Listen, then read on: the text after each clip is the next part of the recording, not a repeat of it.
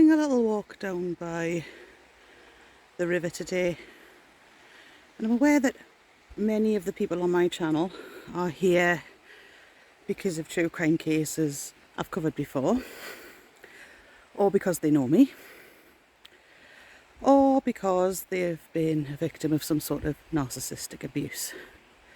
So I thought today, when I'm in a nice relaxing environment like this, would be a good time to just sort of think and look over what happens when you expose your narcissist and or somebody who's been shown narcissistic traits. What happens after you tell people what they've done, whether you make that public or you tell your nearest and dearest. So we're just going to have a walk a bit further down to the river, and then we're just going to ponder that for a little bit. So here I am in my favourite little spot.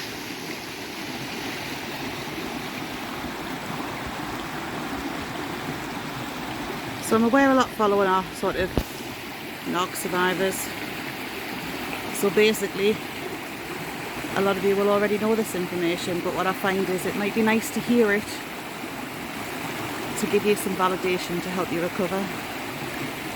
So the first step your narcissist will normally take once you have exposed them is they won't necessarily see it as an expose of their behaviour, because in their mind they are still absolutely right.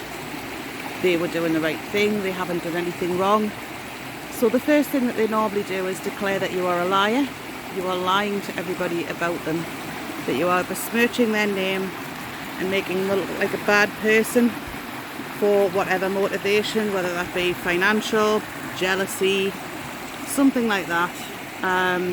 Even to the stake of, they will even go to the stakes of that you legitimately want to hurt them and you are the abuser and not them. And that would normally be the first step in your journey. You will be called a liar. They will ingratiate themselves with other people that you care about and then tell them that you are lying and make such an unholy fuss that you're left sort of kind of with the people in your life having to choose between them or you. That's kind of how it goes. And sometimes those people choose you, and other times they will choose your narcissist. If they are willing to believe what the narcissist has said about you, then unfortunately you need to let those people go. And that can be really difficult because we care about people. We don't just switch our emotions on and off, most of us anyway. So when it comes time to, and what will happen is the narcissist of course will employ the flying monkeys that will come to you and say, ask you to justify your behaviour, normally about things that you haven't done, and that will become a frustrating process for you because you will feel the need to justify yourself to this person that you care about. However, my advice would be just don't sit back. If they believe them, allow them to believe them. If they are enabling your abuser and the abusive behaviour from your narcissist, allow them to do it and just distance yourself. Honestly, I promise you'll probably feel much better in the long run for that, because they're not understanding. They fundamentally don't understand the situation or the pain that you've been put through. So it'll be much easier just to distance yourself, because it's a very painful process to go through. So that's the first step. We are called a liar. We are called a liar to people who we care about, other people that we care about, people that we have in common with a narcissist. And then oftentimes there comes a separation of ourselves and the other people who've been involved by the narcissist, because it's usually the narcissist that involves them. However, it could be us and we're telling them things and then they're not responding to that. In the shade now, but I just wanted to add to that last section.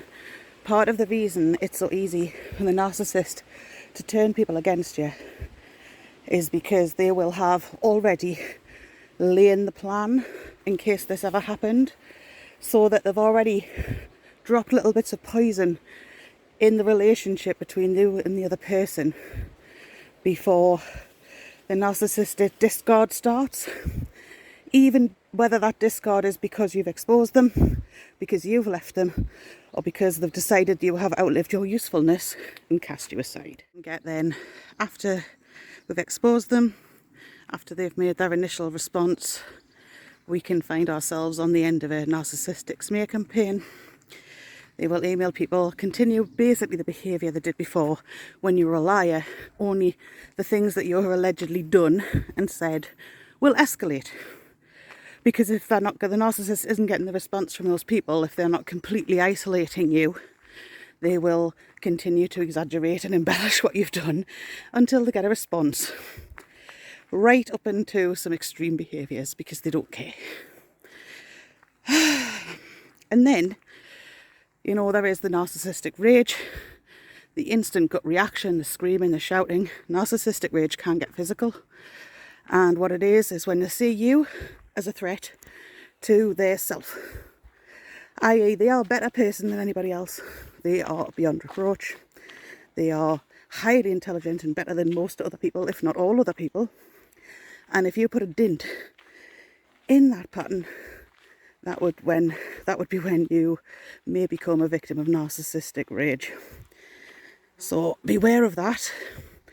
It's not fun, obviously. But do reach out to support services if you need to. Somebody with who's, you know, got multiple qualifications in psychology might have a term for what I'm going to talk about next. There's my hand. Hi. It's a term for somebody who was your friend and they know what the narcissist did to you and they know the pain you went through.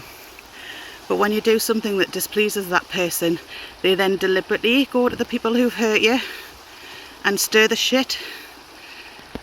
I was looking, I'm sure there's probably a technical term for it, but I don't know what it is. Dickhead was not the technical term, I don't think, but that's effectively what goes on. So do be mindful of who you trust in these periods, especially if you're around self-serving people. Just be careful. Keep your own counsel as much as possible and maybe try and keep support to external or very trusted sources. So a lot of the advice generally about narcissists is to ignore them. Of course, this is really, really difficult if you are in a situation where you have to have contact with them. For instance, if you have children or a child together. But there are many support sources out there. So please take a look around and educate yourself and get the support that you need. And remember, the first time your partner says something that makes you feel less than, people are sometimes just dickheads. However, questions you should ask yourself are like, how do I know if I'm involved with a narcissist? How do I know if I've got a narcissistic friend? Are you frightened to live your life? Are you walking on eggshells all the time in case something that you do will upset them? Are there behaviours that they've ingrained into you that aren't actually naturally you, but that they've made you do? There are multiple things, the multiple factors to it. But if you're asking yourself, because you may have been told this by them, that you're a narcissist, if you're asking yourself in all seriousness if you are a narcissist and not doing a complete 100% blanket denial on sight of that question, then you're probably not. So rest assured, boo-boo, you're doing all right. Do your research, reach out to people you actually trust, that you can really trust, that don't have motivations where you can. Be prepared for people to let you down, but stay true to yourself. You're going to be okay, I promise.